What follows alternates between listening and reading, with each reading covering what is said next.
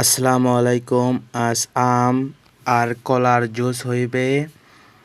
কলা কলা কেটে নিলাম সুন্দর করে।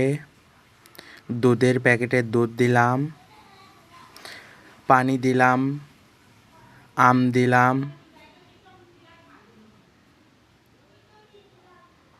আবার পানি দিলাম ব্লেন্ডারে।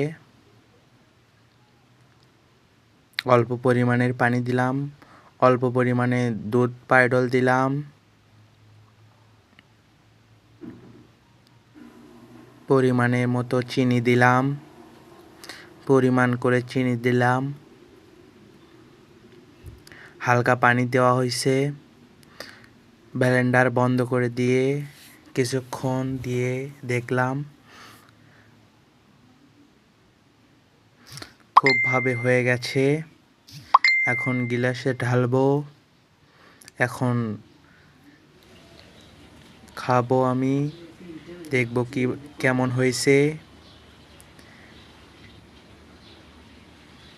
সেই স্বাদ, অনেক মজা, সেই স্বাদ।